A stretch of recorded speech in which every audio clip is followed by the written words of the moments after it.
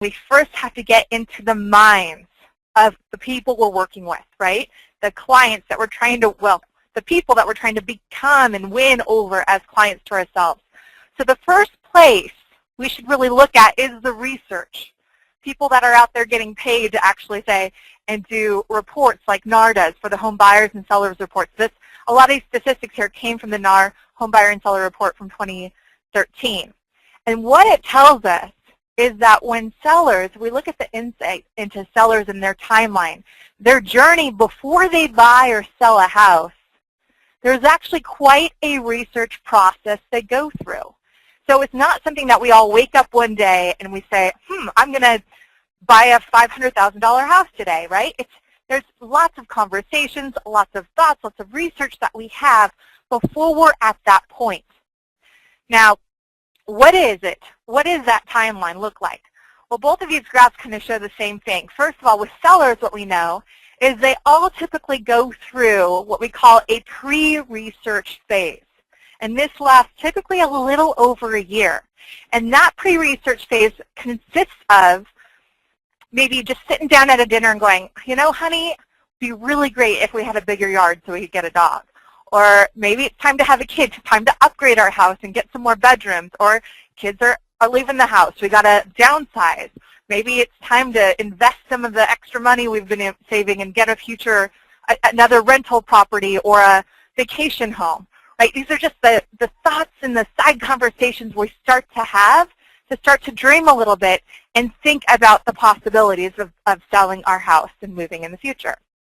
Now, the next phase lasts about 3 months, and that's the active research phase.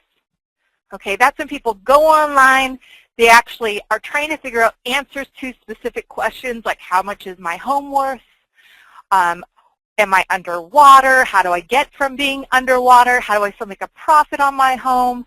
Just, you know, what's the market doing? These are all the questions that they go and they actively show active research, doing things like online, submitting requests online, and so forth. And that's this phase that typically internet leads come to us. They're about 3 to 6 months out on average. And then as we go fast forward, now we're looking at almost a year and a half later, then they hit a point where it's time to sell, okay, and that takes about 5 months. Now, if we look at this timeline and we talk and think about it in terms of people getting referred to us versus the internet consumer, they're both humans, right? They all go through this same journey. The difference is when we get in front of them. With a referral from a friend or a family member or a colleague, they're passing business off to us when that person is ready to buy or sell right that minute. They're ready to get their home on the market. They're entering the selling phase. We don't need to wait. We don't need to woo them, right? They're trusting this person who's referring them to us, right? So there's none of that pre-research phase that they're going through usually at that point. They're ready to talk to you. The difference is with an internet client, an internet user, they don't have that relationship built with anybody yet. They're coming to us when they're starting to research.